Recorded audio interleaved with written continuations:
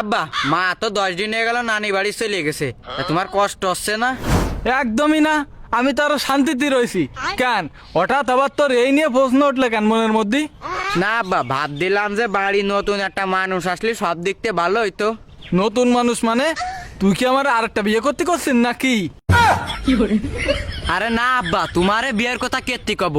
তাই তো করছিস মনে আসছে। আরে তা না আব্বা, এমন একটা লোক নিয়ে আসতে হবে যে তোমারে চা বানাই দেবে, আমারে চা বানাই দেবে, তোমার খেয়াল রাখবে, আমার খেয়াল রাখবে। ও বুঝেছি, কাজের বর কথা করছিস না?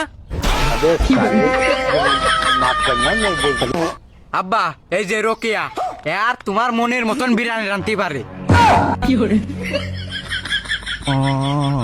এই 43 রোকেয়া? হ্যাঁ আব্বা। দেখতে শুনতে তো খারাপ না, কিন্তু চেহারাটা একটু উস্তেবাজির মতো দেখতি। আব্বা তুমি কিন্তু কেড়ে মোটেই কদর করতেছ না, এ কিন্তু কেমে পাস। MA পাস দিয়ে কি তুই দুয়ে পানি খাবি নাই? আর আমি কি তোর বিয়ের উকিল নাই? কথা আব্বা আমি বিয়ে করবো, একদম সোজাসুজি ক। হ্যাঁ আব্বা, আমি এরেই বিয়ে করব, এরে ছাড়া আমি বাঁচবো না। হয় এইটি নাই বিশির বোতল। দাঁড়া, তোরা আমি রোকেয়ার সাথে বিয়ের ব্যবস্থা করতেছি। সত্যি আব্বা, তার মানে তুমি রাজি? হ্যাঁ রাজি, কিন্তু তুই বিয়ে যে করবি, এই বিয়ের খরচ দেবে কিটা? বিয়ে করতে খরচ হয় না, বিয়ে করতে কয় টাকাই বা খরচ হয়?